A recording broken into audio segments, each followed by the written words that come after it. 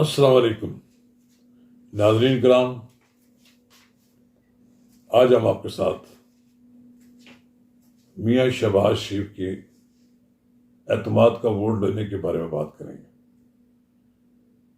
یہ اچانک وزیر اعظم کو کیا سوچی کہ دوپہر کو کھانے پہ ارکان پارلیمنٹ کو بلایا اور کھانے میں گنتی کی گئی تو فوری طور پر اعلان کر دیا گیا کہ سب قومی اسمبلی پہنچیں اور میاں شہباز شریف اعتماد کا ووٹ لیں۔ یہ ایک ایسا سرپرائز تھا جو بہت سے لوگوں کے لیے عجیب سی بات لگ رہی تھی، کیونکہ وفاقی وزیر اطلاعات و نشریات مریم اورنگزیب نے یہ کہہ دیا تھا کہ کوئی ہم اعتماد کا ووٹ نہیں لیا جا رہا، تو پھر آخر کی کیوں ہوا؟ ناظرین کرام، اس معاملہ پر مزید بات کرنے کے لیے ہم آگے اس وقت بڑھیں گے جب آپ سے ہماری ہمیشہ استدعا ہوتی ہے کہ اگر آپ نے میرے یوٹیوب چینل نواز رضا کے ساتھ اب تک سبسکرائب نہیں کیا تو فوری طور پر اسے سبسکرائب کریں، لائک کریں اور اب آپ کے ساتھ شیئر کریں، اور آئیکن کا وہ بٹن دبانا نہ بھولیے کہ جب ویڈیو لوڈ کریں تو سب سے پہلے آپ کو اطلاع ملے۔ ناظرین کرام، اہم مسئلہ تو یہ ہے کہ وزیر اعظم شہباز شریف کے سر پر توہین عدالت کی ایک تلوار لٹک رہی تھی، اور یہ بھی کہا جا رہا تھا کہ پارلیمنٹ کے اندر شہباز شریف اپنی اکثریت کو کھو بیٹھے، سپریم کورٹ کے دباؤ اور سیاسی ماحول میں انہوں نے محسوس کیا کہ انہیں اعتماد کا ووٹ اچانک لے لینا چاہیے۔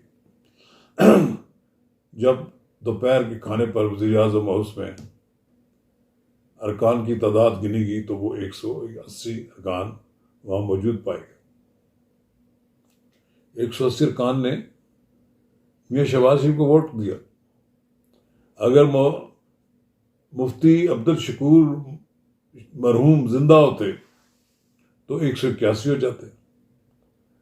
اب اس کے ساتھ ساتھ ایک طرح آپ دیکھیں کہ حکومت نے اعتماد کا ووٹ لے کر شہباز شریف کو مضبوط کیا سیاسی لحاظ سے کہ ان کے پاس پیچھے ایک بڑی طاقت ہے، پارلیمنٹ کی پوری طاقت ہے۔ اب اس پر اگر سپریم کورٹ ہاتھ ڈالنا چاہتی ہے تو ڈال دے، یعنی پارلیمنٹ کی ایک اکثریت کے ووٹ کے وزیر اعظم کو اگر ہٹانا چاہتی ہے تو ایک پارلیمنٹ پیچھے اس کے کھڑی ہے اور اس کی طاقت ہے، اور یہ پیسے جاری نہ کرنے کا جو فیصلہ ہے وہ پارلیمنٹ کا ہے۔ اس کے سامنے تو سارے بے بس نظر آتے ہیں۔ بہرحال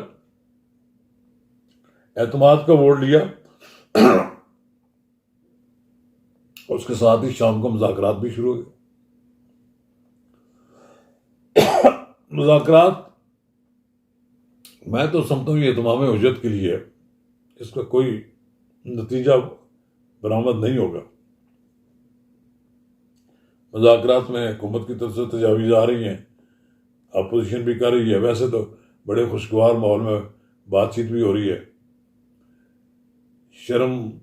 وہ کہتا نا، شرمائے پی ٹی آئی کے ارکان بھی پارلیمنٹ میں آ رہے ہیں اور حکومت کے ساتھ مذاکرات کر رہے ہیں۔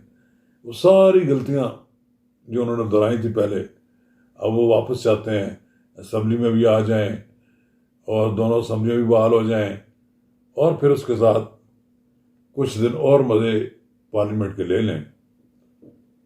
ابھی تک سیاسی لحاظ سے عمران خان یہ سمجھتے ہیں کہ ان کو عوام میں اکثریت حاصل ہے، وہ جب الیکشن ہوگی وہ جیت جائیں گے۔ یہ ان کی سیاسی سوچ ہے، لیکن میری اپنی جو اطلاع ہے کہ اگر اپوزیشن کی طرف سے متحد ہو کر عمران خان کا مقابلہ کیا جائے گا تو مقابلہ بڑا ٹف ہوگا، 19-20 کا مقابلہ ہوگا، اور اگر نواز شریف کو پاکستان میں عمران خان کے مقابلے میں انتخابی مہم چلانے کا موقع ملا تو نتائج مختلف بھی ہو سکتے ہیں۔ لیول پلینگ گراؤنڈ اگر نہیں ہوگا تو پھر تو الیکشن کرانے کا یک طرفہ فائدہ پہنچ سکتا ہے عمران خان کو، لیکن یہ بھی تو ہو سکتا ہے کہ خان صاحب اس دوران ڈسکوالیفائی ہو جائیں۔ عدالتیں ابھی تک تو ان کو بچا رہی ہیں کہ نہ وہ ان کو گرفتار ہونے دیتے ہیں۔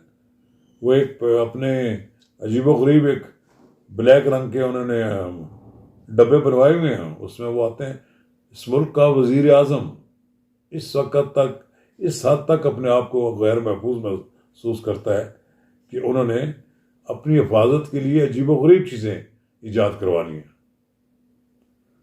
دنیا میں بڑے بڑے وزرائے اعظم صدور کو گولیوں کا نشانہ بنایا جاتا رہا ہے مختلف جگہ، لیکن کسی نے اس طرح کا کام نہیں کیا۔ ہاں آپ بلٹ پروف گاڑی، بم پروف گاڑیاں استعمال کر سکتے ہیں، لیکن جب آپ عدالت میں پیش ہو رہے ہیں تو اللہ تعالیٰ حفاظت کرنے والا۔ خان صاحب سیاست میں کمزور آدمی کا کوئی گنجائش نہیں، بزدل آدمی کی کوئی گنجائش نہیں۔ آپ جتنے خونخوار اور آنکھیں دکھانے والے لیڈر ہیں، اتنی آپ بزدل اپنے آپ کو کیوں ثابت کر رہے ہیں؟ آپ دلیری کے ساتھ آئیں۔ اس ملک میں اگر ذوالفقار علی بھٹو پھانسی کے تختے پر چڑھ گیا، اس نے تو یہ ایسا نہیں کیا تھا۔ لیاقت علی خان کو جلسے عام میں گولی مار دی گئی تو بلٹ پروف نے اپنے آپ سامنے کوئی نہیں رکھا تھا، کوئی شیشے لگوائے تھے۔ آپ کے سامنے بے نظیر بھٹو جلسہ عام میں خطاب کرتے ہوئے شہید ہو گئی۔ تو سیاست میں امر ہو گئی۔ آپ کے بارے میں یہ لکھا جائے گا کہ آپ اتنے بزدل تھے کہ جب آپ عدالت میں پیش ہوتے تھے تو آپ کے آگے پیچھے عجیب و غریب قسم کی چیزیں بنا کر آپ کو پیش کیا جاتا تھا، جیسے لگتا تھا کہ خان صاحب یہ کیا، یہ چیزیں کسی کو حفاظت نہیں کر سکتی۔ یہ جو آپ کو اس طرح بچانے کی کوشش بھی کر رہے ہیں اور اس طرح دکھا کر آپ کو نظر ہوتا ہے کہ آپ کی جان کو بہت زیادہ خطرہ ہے۔ میاں شہباز شریف نے ایک اور بات بھی بڑی کی ہے، بڑے پتے کی بات کی ہے۔ انہیں اسپیکر کو کہا ہے کہ 25 جولائی 2018 کے جرلو انتخابات کی تحقیقات کرائی جائے۔ یہ جب 2018 کے بعد ایک پارلیمانی کمیٹی بنائی تھی، اس کے 3 اجلاس ہوئے تھے۔ اس کے بعد ایسا لگتا تھا کہ یہ اجلاس ختم ہو گیا۔ مجھے لگتا ہے کہ اس وقت کی جو اسٹیبلشمنٹ بھی تھی وہ بھی نہیں چاہتی تھی کہ اس کی تحقیقات ہو، لیکن اب تو وہ اسٹیبلشمنٹ جا چکی ہے، سب فارغ ہو جائے۔ اس کے کرداروں کی بھی اب تحقیقات ہونی چاہیے۔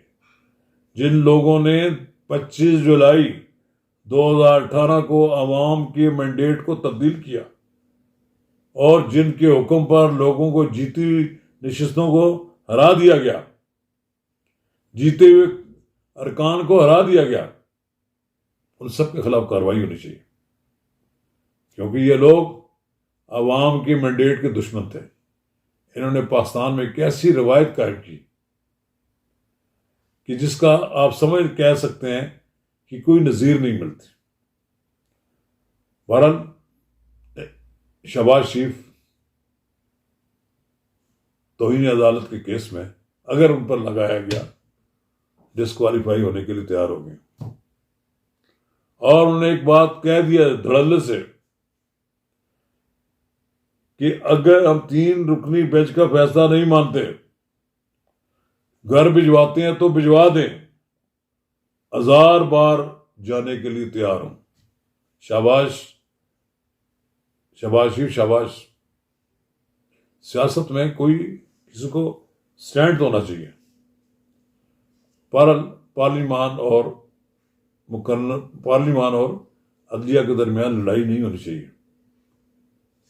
لیکن اب عدلیہ کو بھی تھوڑا سا اپنے رویے میں تھوڑی سی نرمی کرنی چاہیے۔ فی الحال تو عدلیہ نے خاموشی اختیار کر لی ہے۔ ابھی جو 3 رکنی بینچ سماعت کر رہا تھا وہ ایڈجرن ہو گئی، اس کی سماعت، اس کی نئی تاریخ لگے گی تو پتہ لگے گا اور کیا کرنا چاہتے ہیں۔ چلیے دیکھتے ہیں میاں شہباز شریف پہلے سے زیادہ طاقتور وزیر اعظم بن کر ابھرے ہیں.